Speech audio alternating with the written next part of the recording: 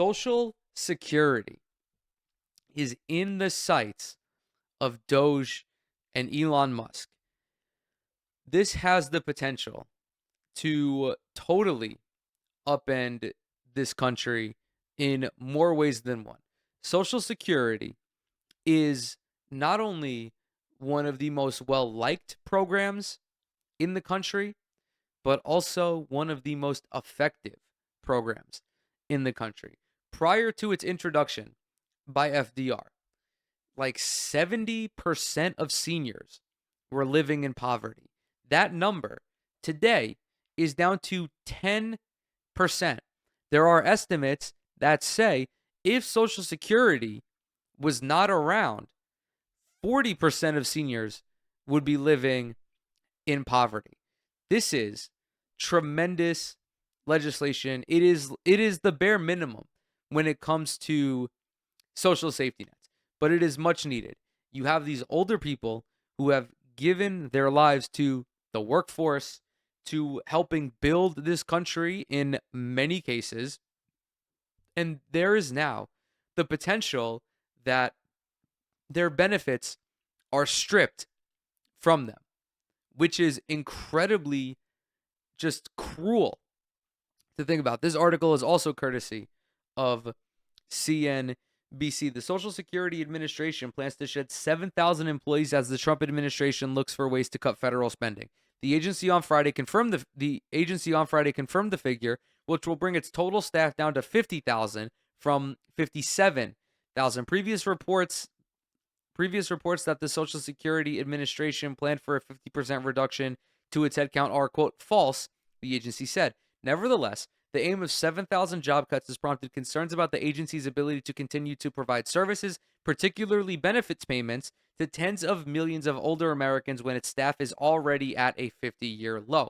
Quote, it's going to extend the amount of time it takes for them to have their claims processed, said Greg Senden, a paralegal analyst who worked at the Social Security Administration for 27 years. Quote, it's going to extend the amount of time that they have to wait to get benefits, he said, who also helps the American Federation of Government Employees oversee Social Security employees in 6 central states. I believe that's the union that represents government employees. Officials at the White House and the Social Security Administration were not available for comment at press time. Social Security is one of the reasons why the federal budget is so large. This, Medicare, Medicaid, are all necessary functions of the federal government. Again, they serve objectively good purposes. I've never met anybody who dislikes Social Security. And I know a lot of old folks. All right. I know a lot of people who qualify for these benefits. This will have devastating ramifications, whether it's older folks unable to pay for utilities, or I don't know, like unable to pay for housing, food. It's going to be a disaster. And the slimiest part about this is that Elon Musk and President Trump are going after the most vulnerable. Always remember, when these essential services are cut, the most vulnerable people suffer. When it comes to Social Security, it's retired people and it's older people. It's seniors. When it comes to Medicaid, low income, disabled people. When it comes to Medicare, again, older folks. SNAP, low income folks. It's always the most vulnerable. The Social Security Administration on Friday said it anticipates, quote, much of the staff reductions needed to reach its target will come from resignations, retirement, and offers for voluntary separation incentive benefits. More reductions could come from, quote, reduction in force actions that could include abolishment of organizations and positions or reassignments to other positions. The agency said federal agencies must submit their reduction in force plans by March 13th to the Office of Personnel Management for approval. This will almost certainly be challenged in court. I don't believe that the Trump administration has any legal ground to be doing this, because all of these agencies that they try to cut, they can only do so with congressional action. But regardless, this is enough to fuck everything up. We can take like the National Park Service, for example. In the days after it was announced that that agency was having its workforce cut, you had people from the National Park Service mentioning that things are going to be more stressed, especially in the spring and in the summer. You know, you're going to Yosemite, you're going to, I don't know, fucking Yellowstone, I think is a national park. You're going to have longer wait times. Visitor centers aren't going to be fully operational. It's going to backfire. Obviously, that isn't as severe as Social Security not operating at full capacity, but it's still insidious that the Trump administration is even looking at doing stuff like this. Social Security, Medicare, and Medicaid were seemingly lines that the Trump administration did not want to cross. He said repeatedly, I'm not going to touch Social Security. I'm not going to touch Social Security. Of course, he's a fucking liar. I never believed him on that. And here we are. We have now these rumors that Social Security is seeing a reduction in workforce. Cuts may affect benefit payments, experts say. Former Social Security Commissioner Martin O'Malley last week told CNBC that the continuity of benefits payments could be at risk for the first time in the program's history. This program has existed for like 90 years, and not once has a payment been missed. When you think of the tens of millions of seniors that have consistently received payments every month for however long they collect Social Security, that is remarkable. People say that government is inefficient, that the federal government doesn't operate as well as it should. How do you explain this then? If government were truly inefficient, Social Security payments would not be made consistently. Quote, ultimately, you're going to see the system collapse and an interruption of benefits, he said. I believe you will see that within the next 30 to 90 days. Other experts say the changes could affect benefits, though it remains to be seen exactly how. Quote, it's unclear to me whether the staff cuts are more likely to result in an interruption of benefits or an increase in improper payments, said Charles Blahaus, a senior research strategist at the Mercatus Center at George Mason University and a former public trustee for Social Security and Medicare. Improper payments happen when the agency either overpays or underpays benefits due to inaccurate information. I don't have an issue with your grandmother or your grandfather having their Social Security overpaid. I think that's fine. I don't give a fuck if an elderly person gets like 100 extra bucks a month or however it is that, you know, they can take their grandchildren out to eat, or it's a little extra money for a birthday gift for them. It would be an issue if underpayments were happening, because that is not cool. That is, again, just inhumane and cruel. With fewer staff, the Social Security admin will have to choose between making sure all claims are processed, which may lead to more improper payments, or avoiding these errors, which could lead to processing delays. Disability benefits, which require more agency staff attention both to process initial claims and continue to verify beneficiaries are eligible, may be more susceptible to errors compared to retirement benefits. So basically, what they're saying here is old people are fucked. That's my interpretation of the situation. Not trying to be, overtly pessimistic, but it seems to me that there are going to be ramifications of this regardless of whether they were intentional or not. I do believe it's entirely intentional on this administration's part. I think that they really just don't like government spending at all. They are anti-government fundamentalists. They don't believe they're like, I can't even call them anarchists because that's disrespectful to anarchists. They're like, it's I mean, they're like evil anarchists. They just want total just total destruction and disarray. Disability benefits, I read that already. Cuts may have minimal impact on trust funds. Under the Trump administration, Social Security also plans to consolidate its geographic footprint to 4 regions, down to 4 regions, down from 10 regional offices. Ultimately, it remains to be seen how much savings the overall reforms will generate. It's not going to generate hardly any savings. It's not going to generate enough revenue to justify this. We've seen it time and time again. Doge goes in, they make a bunch of cuts. 40% of the cuts that they've made were contracts that were already paid out and there were no savings. They've estimated, they've insanely overestimated how much they've saved. They've claimed to have saved like $55 billion. I believe it's more closer to like $5 billion, if that. Every time the specifics of a contract come out, it's like this actually happened. It was like $550,000 for new furniture in a bunch of offices in DC. It was $125,000 for a cleaning crew at one of these agencies. It's a multi-trillion-dollar operation the federal government is. What Doge is doing is only fucking up the safety of lower and middle class Americans. If Doge were serious about getting rid of waste, fraud, and abuse, the first place they would have gone is the Department of Defense. The Pentagon has failed 7 audits in a row. They can't account for 60% of their money. That's trillions of dollars. Trillions of dollars that they can't account for.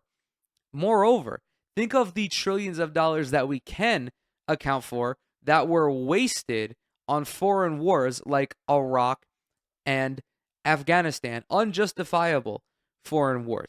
United States military intervention overseas is more wasteful than anything that happens domestically.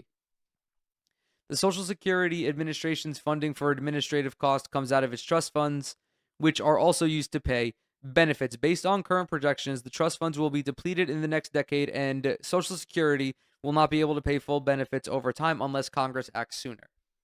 This is mentioned routinely by conservatives who want to abolish Social Security. They say that your benefits will not be paid out, when in fact, you will receive 80% of your benefits if the trust fund does become insolvent. However, there is a very, very easy fix to this. You remove the cap on paying into Social Security. As it's legislated right now, the payments into Social Security increase the more money you make up until like $160,000. I think that's what it is. So let's say you make $160,000. You pay into Social Security as much as LeBron James does, as much as Steph Curry or Fred VanVleet, guys who are earning $55, $50, $45 million. That's the issue with Social Security. That cap needs to be lifted, not only for the sake of the trust fund, but think about how much larger your payments as a recipient would be if the wealthy paid what they should be paying into Social Security. There's another way to think about it as well. Let's say you are LeBron James. You're a fucking billionaire, right? You've made like $500 million off of your contracts alone. The more money you make, the less Social Security you receive, because you don't need that. You don't need Social Security if you're LeBron James. You don't need Social Security if you're Kevin Durant. Meanwhile, someone's grandma in Tuscaloosa does. The efforts to cut costs at the Social Security Administration would likely only help the trust fund solvency, quote, in some minuscule way, said Andrew Biggs, senior fellow at the American Enterprise Institute and former principal deputy commissioner of the Social Security Administration. It's so weird that these people, and I'm being facetious here. It's so weird that these people who work at these think tanks always manage to come to the correct opinion on issues like this and issues like Medicare for all. It's like really not that hard to grasp. These cuts will not fucking do anything. They won't put more money in anybody's pockets. They won't lead to $5,000 dividend checks that Doge promised. What President Donald Trump is likely looking to do broadly is reset the baseline and government spending on employment. He said, quote, "I'm not disagreeing with the idea that the agency could be more efficient. I just wonder whether you can come up with that by cutting the positions first and figuring out how to have efficiencies later." If you want these agencies to be more efficient, you need a larger government workforce. That's the only answer. Anyone who disagrees is a silly goose. There are 335 million people that live in the United States of America. The government workforce should be proportionate to that. I don't know what the sweet spot is. I don't work in one of these agencies, but I'm sure the heads of these agencies do. I'm sure the head of the FAA has on good authority to say that, oh yeah, we need at least 3,000 more air traffic controllers. I'm sure someone who works at the FDA has it on good authority to say, oh yeah, we need like 1,500 more inspectors because we're behind on 2,000 meat packing and fucking produce inspections. But of course, conservatives don't want to do that because they think that big government's spooky. Ronald Reagan said the 9 scariest words someone could say is, "I'm the tickle monster and I'm coming to get you." They don't understand that the government needs an operational workforce so that things can run efficiency, so that Social Security claims could be processed properly, so that Medicaid and Medicare claims could be processed appropriately. They do all of this out of the idea that they're going to trim the deficit, even though Bush's tax cuts inflated the deficit, Trump's tax cuts inflated the deficit.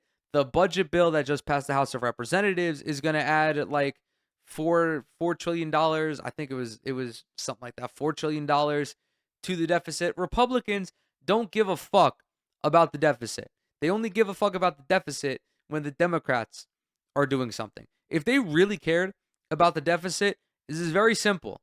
You raise the top marginal tax rate on individuals, you tax corporations at a higher rate, you have a minimum profits tax like what Joe Biden did. I think it was 15% on profits and a 15% minimum corporate tax rate. We can go back to the 50s and 60s when the top marginal tax rate was like 90%, so that every dollar you make over 3 million is taxed at 90%.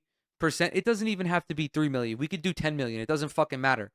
You raise revenue to cover deficit spending. And let's not forget, some of that deficit is government held.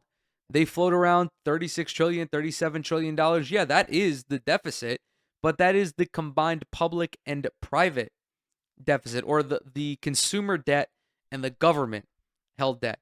As it stands right now, the debt to GDP ratio is under 100% when you account for just consumer debt, which is a more accurate representation of the economy because the government owns government debt, right? Government debt is Social Security, is Medicare, is Medicaid, is infrastructure. But these things often help contribute to GDP growth because people need to drive on roads to get to fucking places to spend their money, right? People need to receive health care so that way they can be healthy and continue to work. It's the whole Silicon Valley approach where you just fuck everything up and pray to God that you either figure it out or that venture capitalists give you more money. Silicon Valley is full of nothing but fucking handouts. They always talk about turning a profit, and the mark of a good business is a profitable business. But yet all of these fucking companies that get seed funding in Silicon Valley don't turn a profit. The only reason they turn a profit is because they've been given so much fucking money, right? Facebook didn't turn a profit for how long? Like a fucking decade? The same thing with Twitter. The whole idea that you can run the government like one of these companies is fucking stupid because there are real world implications at play here. People will fucking die if you cut these benefits. If you reduce SNAP, people aren't going to be able to feed their children. If you cut Medicaid, old people aren't going to be able to get their medications. They're not going to be able to receive chronic treatment. They're not going to be able to receive treatment for their chronic conditions. It's fucking, it's brain rot. This is literally just capitalist brain rot.